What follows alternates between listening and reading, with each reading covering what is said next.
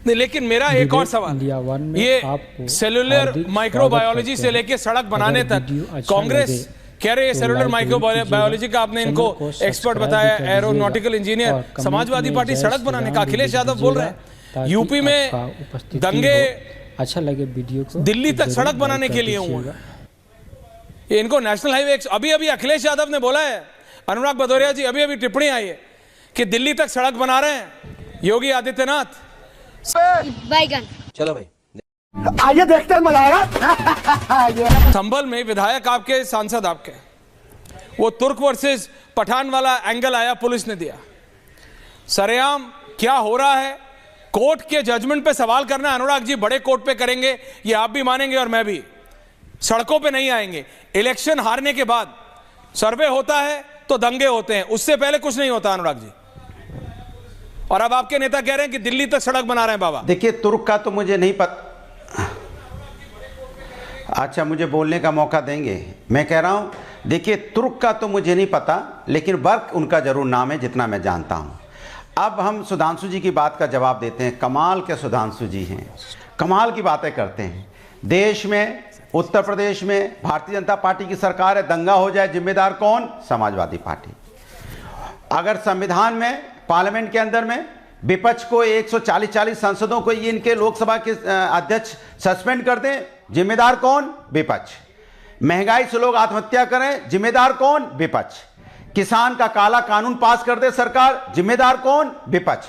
महंगाई से लोगों की कमर टूट जाए और किसान आत्महत्या करने पे मजबूर हो जाए, जिम्मेदार कौन? विपक्ष। अगर विदेश भाई मारो मुझे, मारो मारो मुझे, मारो मारो नहीं, ये मजाक हो रहा है, एक सेकंड यार, मजाक। इसी नीति फेल हो रही है। अगर ये हिंदुओं की रक्षा नहीं कर पा रहे हैं कनाडा में, बांग्लादेश में, जिम्मेदार कौन? विपक्ष। कमाल की बात कर रहे हैं आप भी सुधांशु जी। तो आप सरकार में किस लिए, झुंझुना बजाने के लिए क्या सरकार में बैठे हैं? ना आप हमारे, ना विदेश में आप हमारी सुरक्षा और रक्षा कर पा रहे हैं, ना देश के अंदर में शांति बहाल कर पा रहे हैं। आपकी सरकार है, आपकी सरकार में इस तरह का यहां पे दंगा हो जा रहा है, पुलिस प्रशासन फेल हो जा रहा है, जिम्मेदारी नहीं लेने को तैयार है। तो क्या सत्ता पक्ष में रह के सत्ता पक्ष की जिम्मेदारी, सत्ता पक्ष का धर्म नहीं निभा रहे हैं? विपक्ष में थे तब विपक्ष का धर्म नहीं निभाते थे, तो आपको जनता कहां रखे? और आप सही कह रहे हैं, वो आप विपक्ष का विरोध करते करते आप राष्ट्र का विरोध करने लग जाते हो। आप व्यक्ति का नहीं, राष्ट्र का विरोध करते हो। हम सब तो उसी में आते हैं ना। जितना विपक्ष है, ये लोकतंत्र में क्या होता है, सत्ता पक्ष और विपक्ष दोनों ही तो लोकतंत्र के हिस्सा हैं। अगर आप आप विपक्ष की बुराई कर रहे हो लगातार, इसके मतलब आप जनता की आवाज को सदन में नहीं उठना देना चाहते, जनता की आवाज को दबाना चाहते हो, लोकतंत्र खत्म करना चाहते हो। इसलिए आप हमारा विरोध करते करते राष्ट्र का विरोध करने लगते हो, लोकतंत्र का विरोध करने लगते हो, संविधान का विरोध करने लग जाते हो। यह चिंताजनक है, इसमें आप चिंता कीजिए। खाली यहां बैठने से काम नहीं चलेगा, या सरकार की वाहवाही करने के लिए मत आइए। आप बताइए वहां कैसे 4 लोगों की मौतें हो गई, किस वजह से हो गई? क्या पुलिस को नहीं पता था? क्या पुलिस ने वहां सैनिटाइज किया चारों तरफ से? क्या चारों तरफ से बैरिकेडिंग की? ड्रोन कैमरा से उन्हें पता नहीं चला यहां ईंट पत्थर आने वाले हैं? उन्हें ड्रोन कैमरा से पता नहीं चला कि 10-12 किलोमीटर से लोग यहां पे इकट्ठे होने वाले हैं? जब तुम्हें इतना पता ही नहीं है, पुलिस प्रशासन इतना मालूम नहीं है, तो क्यों सत्ता में हो भाई?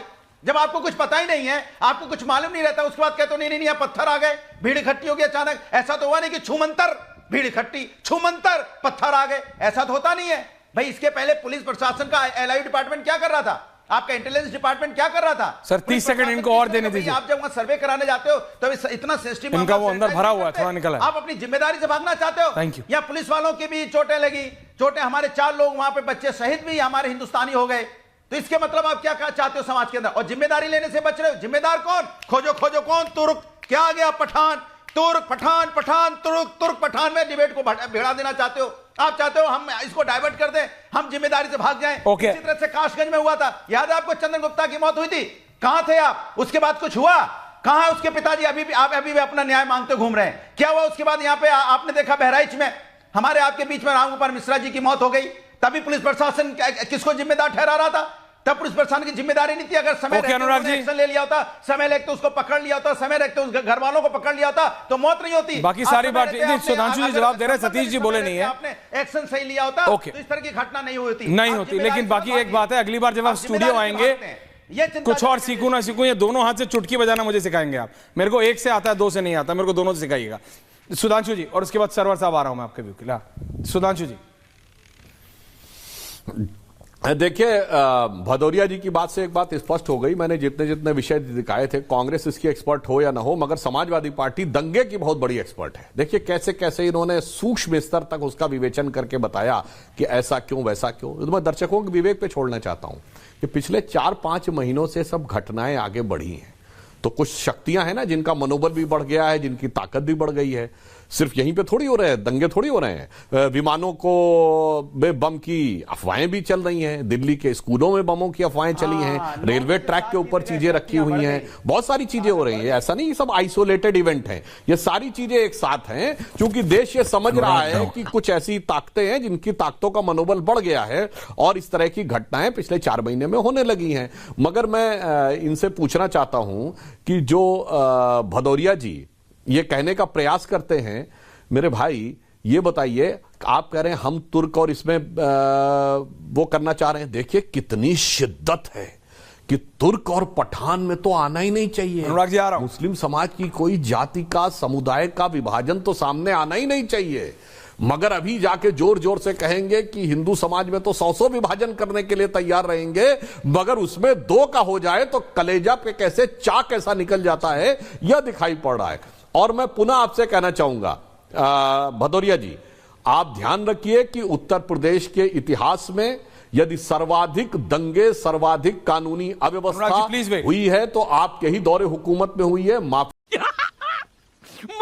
जोक मारा, ये हंस रहे हलकट हंस।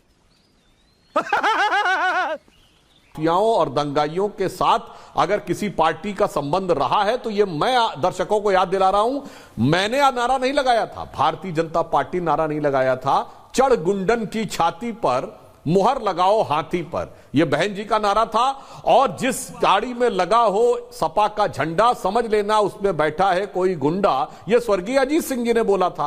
तो ये 2 मैंने गैर भाजपाई नेताओं के और जो शीर्षस्थ नेता थे अपनी पार्टियों के उदाहरण बता दिया है। इसलिए आपकी कितनी भी प्रकार की बातें, मुझे लगता है आपके चेहरे पर लगे नकाब को जनता समझ चुकी है। बिल्कुल अनुराग भदौरिया जी आ रहा हूं। सरवर साहब बोले नहीं, सरवर साहब उत्तर प्रदेश में हुआ ये तुर्क वर्सेस पठान, लेकिन ये इलेक्शन से पहले, रिजल्ट से पहले होता है तो कुछ नहीं होता। वही लोग होते हैं शांति से निकल जाते हैं, सब कुछ शांति से होता है प्रक्रिया, रिजल्ट आ जाता है सपा 7-2 से हार जाए, ये कैसे?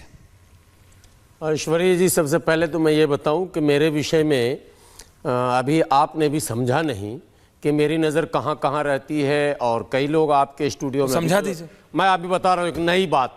क्या?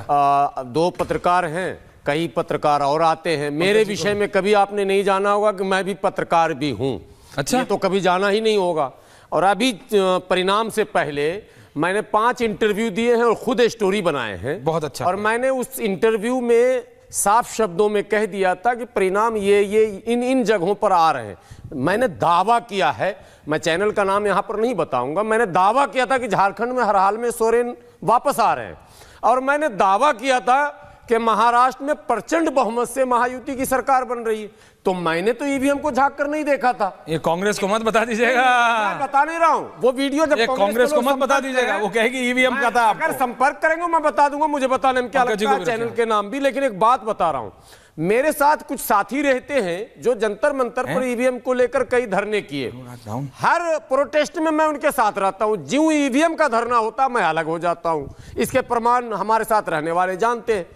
मेरा शुरू से यह मानना रहा कि खराबी अगर दिमाग में है तो आप ईवीएम को आरोप न लगाएं। ये जितने दल हैं जो आरोप लगाने वाले लाइन में हैं, मैं इनके कार्यकर्ताओं पदाधिकारियों से कभी अगर मिलता हूं तो मैं कहता हूं कि जमीन पर आप नहीं हैं। आप जमीन पर जाकर देखिए कि आप कहां खड़े हैं। जो माइंडसेट है पब्लिक का, उसमें आप कहीं फिट नहीं बैठ रहे हैं। जो मतलब जनता क्या चाह रही है, कैसा नेता उसे चाहिए, आपने ये बात जनता की भावनाओं को समझने की कोशिश ही नहीं की। आप बंद कमरे में प्लान बनाते हैं। आपके यहाँ खादी का कुर्ता ऐसा है जिसका क्रीज टूटता ही नहीं है, वो ऐसे चलते हैं। हाँ, ये वाला गजब आया। जी जी। तो जब 5 स्टार कल्चर में आप रहकर पॉलिटिक्स करेंगे तो आम जनों के बीच, झुग्गी झोपड़ी के बीच, वो गरीब लोगों के बीच, डाउन सेक्शन में ये नहीं है साहब। ये समझाने का तरीका है कि भैया मैं ग्राउंड की बात बता, एसी से बाहर निकलो, इलेक्शन एसी में जीत के नहीं होगा। इलेक्शन बिल्कुल नहीं लेकिन होगा। वो इतनी यात्राएं कर रहे दिनों में भी नहीं होगा। देखिए डाउन आपको ग्राउंड पे जाना ही पड़ेगा। झुग्गी झोपड़ी नाले के किनारे बसे लोग, उनकी क्या जरूरतें हैं, आवश्यकताएं हैं, क्या मन में उनके प्लानिंग है, वो भी कुछ देश के लिए, अपने समाज के लिए, अपने लिए सोचते हैं। आप वो चीज समझते नहीं है। भाजपा काम क्या कर रही नहीं कर रही मुझे नहीं मतलब, लेकिन भाजपा में एक अलग अलग सेक्शन के लिए अलग अलग टीमें बनी हुई है, वो पहुंच जाते हैं वहां तक, वो वोट ले आते हैं वहां से। अब ये बोलते हैं ईवीएम खराब है। इनको पहले से लिस्ट इन्होंने बनाया, अनुराग जी आ रहा हूं, पर कास्ट हम माना भाजपा को देगा, बनिया भाजपा को देगा, पूरा भारत जो है वो कांग्रेस को देगा या सपा को देगा। इन्होंने मन में ही तय कर लिया, ये अपने आप ही तय कर लेते हैं। 100% मुसलमान इन्हीं को देगा, ये पहले ही इन्होंने तय कर लिया। 100% एससी इन्हीं को देगा, ये पहले ही इन्होंने तय कर लिया। अरे भैया पहले जब तय कर लेंगे तो हार तय। हरियाणा में भी यही मार खाई है। Absolutely yes. जो कोटा विदिन कोटा की बात हुई, इनको ये पता ही नहीं चला कि एससी में भी एक जाति विशेष का दबदबा है, और ओबीसी में भी हरियाणा, उत्तर प्रदेश और बिहार मुट्ठी भर चंद जातियां हैं जो अगली पंक्ति में खड़े, वो सब लूट ले रहे हैं। कम से कम पॉलिटिकल शेयर तो 100% लूट ही रहे हैं, ये तो तय। अब जो एससी की अन्य जातियां हैं और ओबीसी की अन्य जातियां हैं, वो कहां जाएंगी? भारतीय जनता पार्टी ने फोकस किया, और फोकस किया उन्हीं जातियों पर हरियाणा में, और वो सफल हो गए उसमें। तो ये जो प्लान बनाते हैं इनकी कमी है, उसको ईवीएम पर ठिकरा पड़ता है। अनुराग जी आ रहा हूं, रिलैक्स 10 सेकंड। ईवीएम से पहले बैलेट पेपर का चुनाव होता था। मैं बिहार का रहने वाला हूं, मैं अपने उस होश में जब वोट डालता था तो मैं सुनता था बूथ लूट लिया जी, बैलेट बॉक्स लेकर भाग गया जी, छाप रहा है बंद करके जी, गन पॉइंट पर वोटिंग हो रहा है जी। तब कौन सा ईवीएम था साहब? तो ये जो परंपरा है, वो टीएन शेषन के बाद सुधार आते आते अब सुधार आया और फिर ईवीएम आया।